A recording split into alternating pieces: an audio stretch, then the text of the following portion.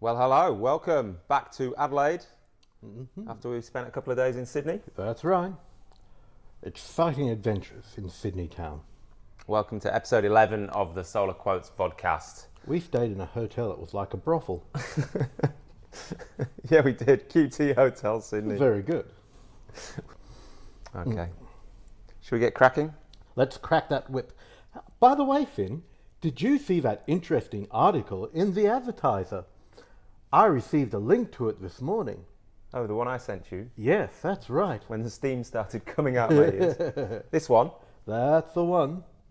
Gee, I now see I was all wrong about the payback of batteries, because this article, which is clearly a factual article and not some sort of sponsored advertisement, because in the link I was given there's no real indication that it was actually an advertisement. It says that batteries, and specifically a Sonnen battery at one point, can pay for itself in, what was it, 5 years? There was 2 case studies. One chap reckoned his Sonnen battery, after the $5,000 South Australian rebate, would pay back in 4 to 5 years. Yeah, And wow. the next gentleman reckoned 5 to 6 years. That's completely against all my calculations.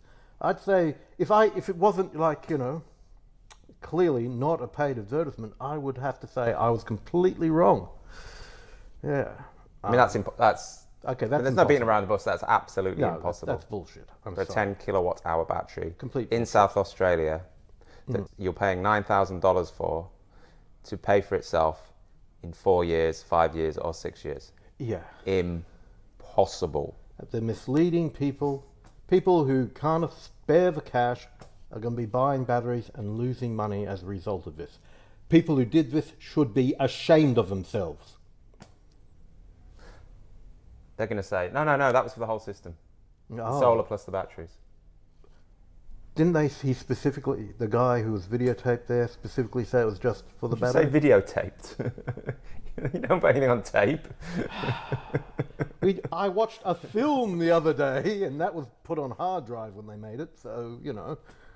Sorry. Yeah, he said he very specifically had retrofitted a Sonnen to an existing solar system. Yep. It's disgusting. Why would the South Australian government pay for an advert? So this is actually an advert, this article. Can you see why? Because if you search carefully, there's a little grey question mark near the top, and if you put your mouse over it, yep, it'll say it's an advertisement. Now, by law, if this was on paper in the newspaper, a physical newspaper, it would have to clearly state it was a paid advertisement. But apparently the law hasn't caught up with the electronic media, because that is so misleading. So I was so. The problem with this is, I think I did a talk yesterday to Burnside Council. I do a lot of these around Adelaide and increasingly around the country. As an aside, we nearly had a punch-up at my talk last night. What did you do? I was explaining how you had to take into account the foregone feed-in tariff when you're calculating the payback for every kilowatt hour stored in a battery. Of course. And there was an old chap at the front who couldn't get his head around the concept of the foregone feed-in tariff. So he was being quite persistent, and there was a guy behind him that was, just shut up and let him get on with it. And then it was another old guy, and then the guy turns around and goes, you want to make something of it? And I don't leave it on. Did you take bets? No. Oh, good. Anyway. Good. That wouldn't be appropriate. So the reason I bring that up is the audience is always at these things probably, 90% pensioner? Oh, quite old pensioner? Over 50s, yeah. Yeah. Yep. So the audience for the home battery scheme, and you can look at the videos in it, they're old people. They might be rich pensioners, but there's certainly a lot of pensioners around whose funds are almost by definition limited to their super fund. Well, to the pension often. Or the pension, sorry, yes. And they're desperate to avoid bills in the future. That's why there's such a big demographic in the solar industry. And if you are implying or straight out telling people that just give me $9,000 and it will pay for itself in 4 or 5 or 6 years, they're going to be making a pretty bad financial decision. Yes, most pensioners, they're at home during the day. That's when a lot of electricity consumption uses. Their solar covers that.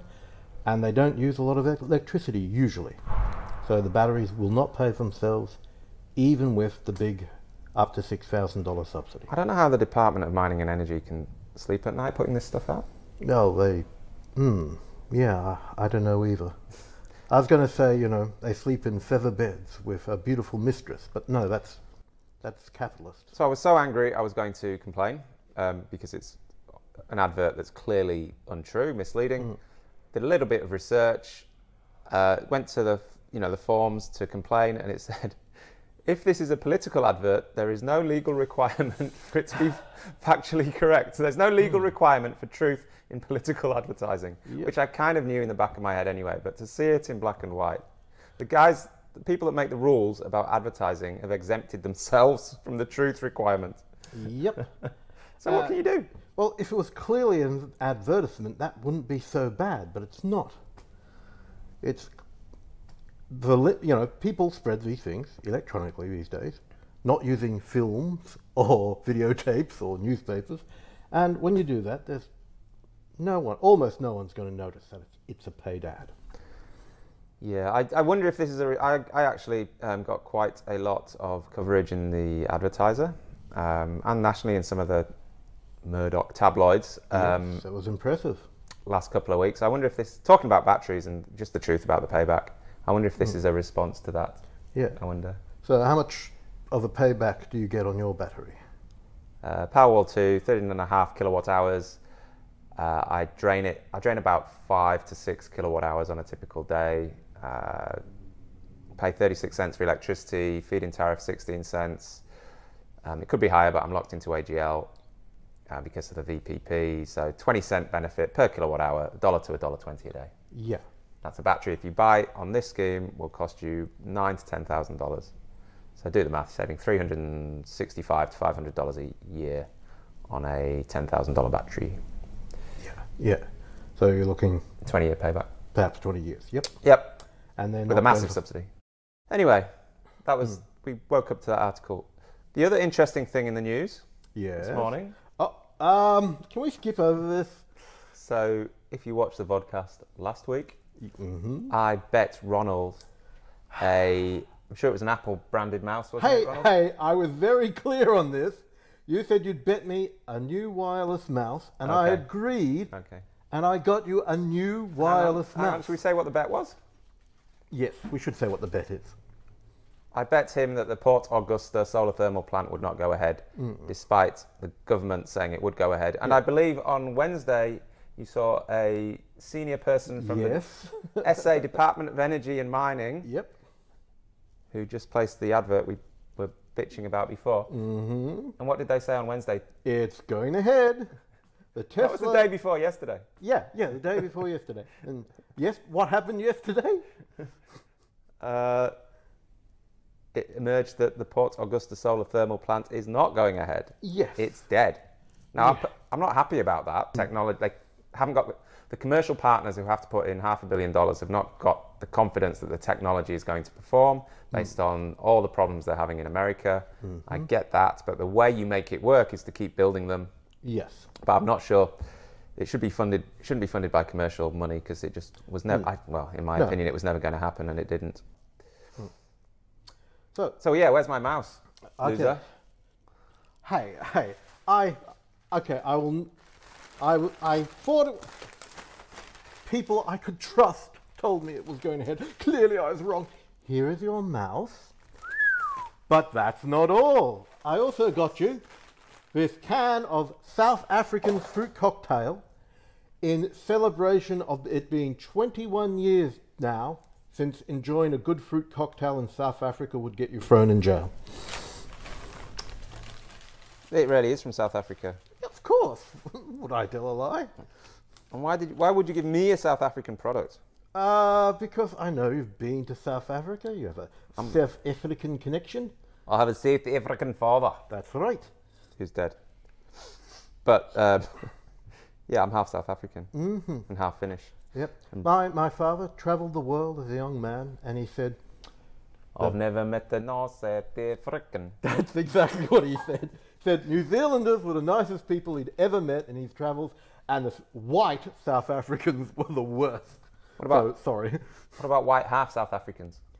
He didn't make that distinction. It was the white boars, and they were very rude to him. I've got lots of South African friends, and they're all very nice. They're mostly very nice. And half my family is South African. Mm-hmm. Most of them are nice. Most of them. Oh, good to hear. Anyway. They're all nice. Peter, David, you're cool, man. Here is the receipt for the... oh, you've accepted that. Now that it's officially office property, you can get the tax return for that. I could do with a new wireless mouse. Thank you. What receipt? Shit. All right, moving on. Port Augusta solar thermal is not going ahead. That's right. And that was announced this morning after an official from the Department of Energy and Mining said it was definitely going ahead on Wednesday. They also said the Tesla 10,000 home project was definitely going ahead, so that's probably going to get scrapped as well. I personally think it is not going ahead. Well, do you want to bet on that one, or are you a bit? I'm hoping it will go ahead, so we can see how it works, so we get some information.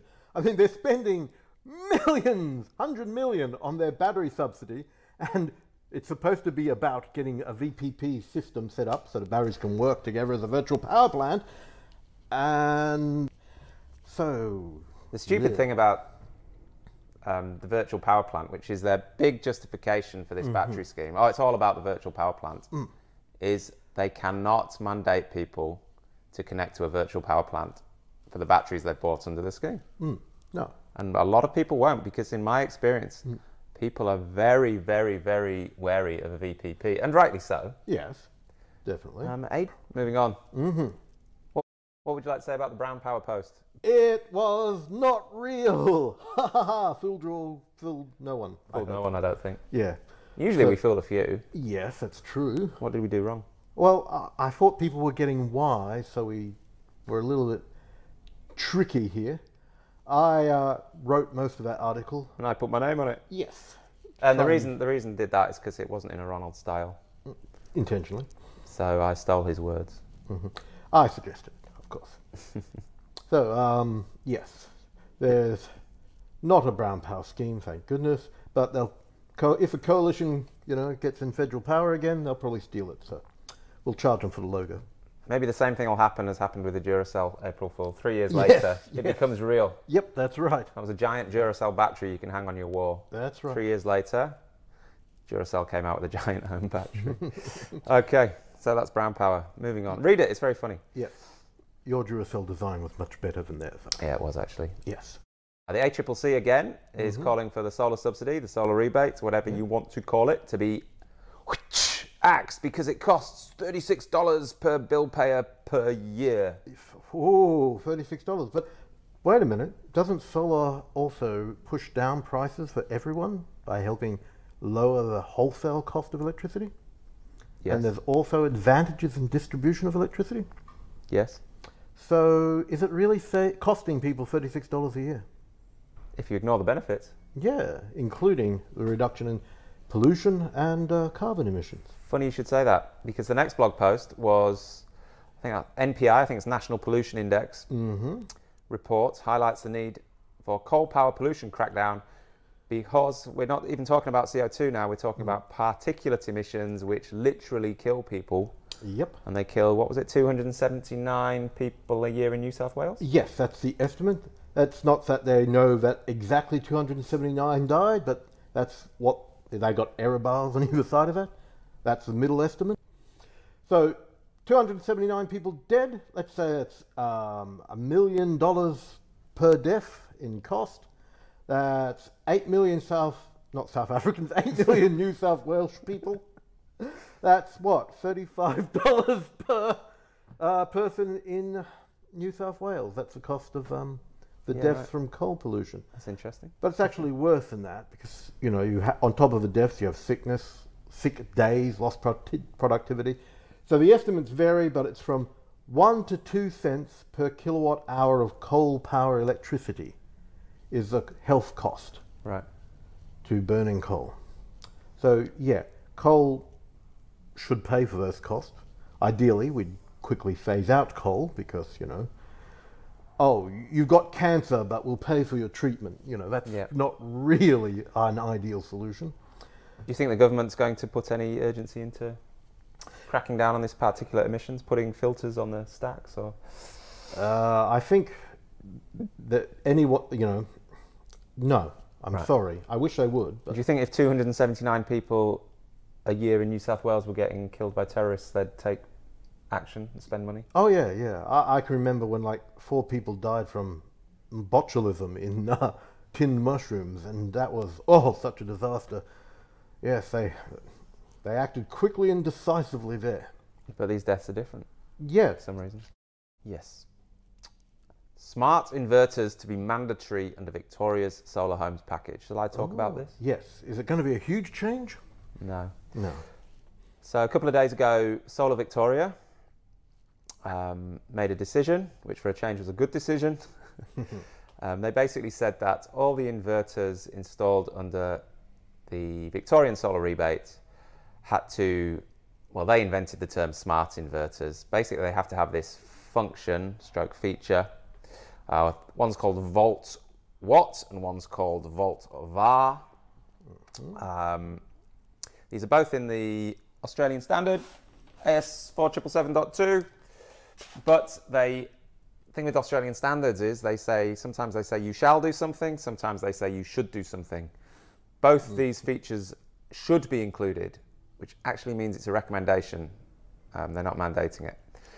But 95% of inverters being sold actually do have these features. So there's obviously 5% of inverter models that don't, which are probably the lazy buggers. Well, yes. So what they're saying is, no, they've got to have these features. Now, what is volt watt and what is volt watt and what is volt var? Yes, what is that? Volt watt says you've got to gracefully ramp down. So if the voltage on the grid gets too high, the inverter has to gracefully ramp down the power output of that inverter until it hits 0 if the voltage gets too high. Yep. And almost every inverter sold nowadays does. Yes, and that's using a thing called real power. Volt var. Oh, and if it's included in the inverter, it shall, so it must be switched on by default. Volt var uses not real power, which is kilowatts. It uses a thing called reactive power. And it says if this feature, which should be included, is included, it should be switched off by default. Oh, and sounds like a waste.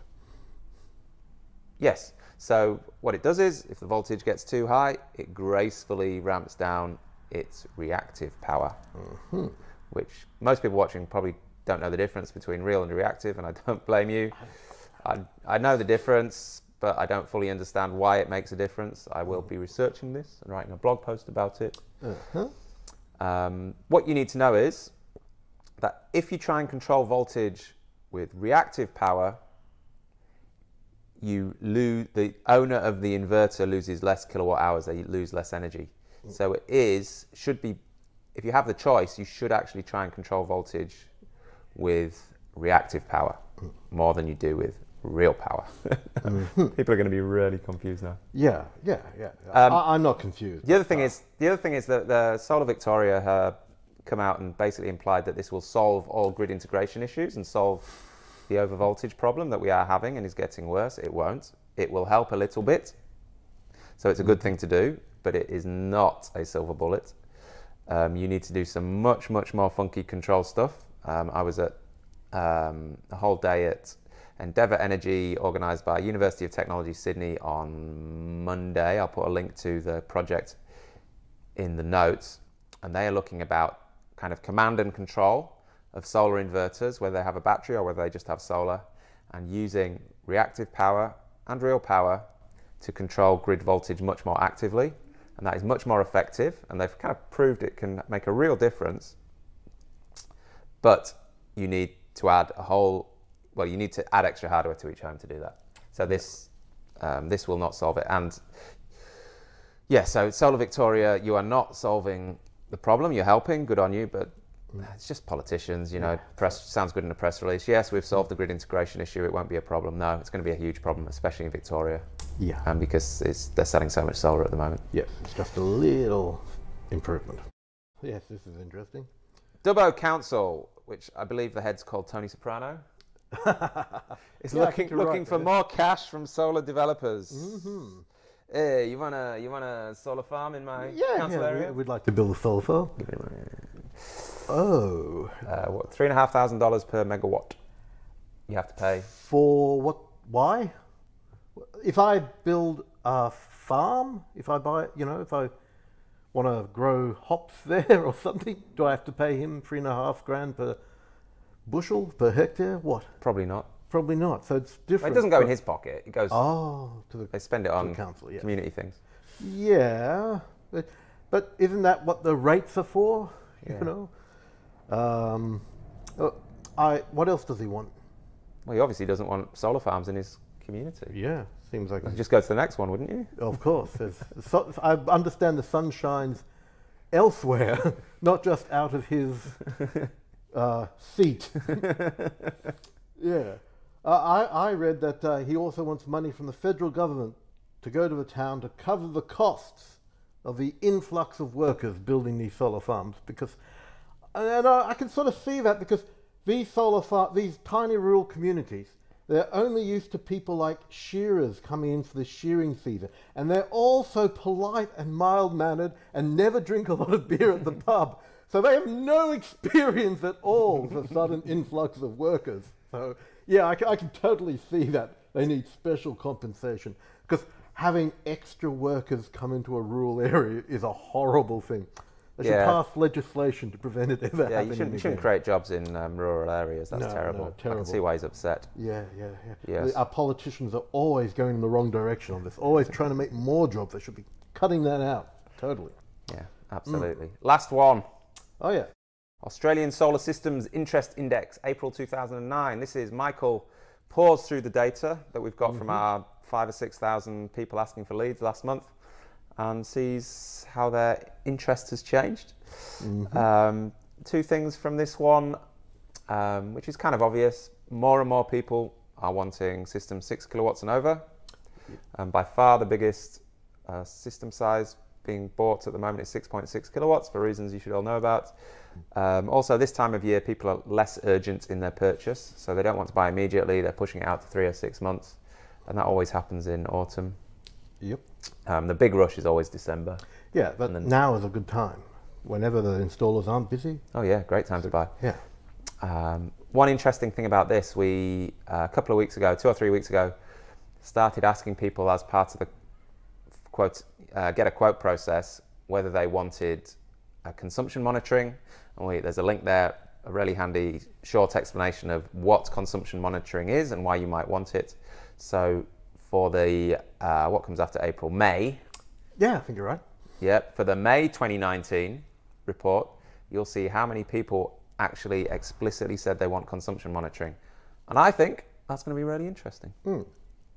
Okay, do you want to bet how high it will be? I was going to guess. You want to bet it? Oh, I'll bet you 20 cents. Go on then. Whoever gets closest. I'm going to say 8%. I'm going to go low. I'm going to say 28%. Oh, all right. Let's see who's the explicitly closest. Request consumption monitoring as part of their solar system quote. Can I bump mine up to 10%? No. Okay, fair enough. I think 12%, but I've got to stick with 8% now. Anything else you want to say, Ronald? No. Sydney was good. Good to be back in Adelaide? Yes, it's good to be back in Adelaide with my loved ones. No, it's just a bit busy, Sydney. Yes. People everywhere. Well, that's true, but I understand that is Sydney. Also, it was $5.50 to buy a soft drink. It's outrageous. Yeah, terrible. I stood there waiting for them to give me change, and it was embarrassing. Gave him a $5 note. And he wanted another 50 cents. Yes. Adelaideans abroad. See you next week. Next week.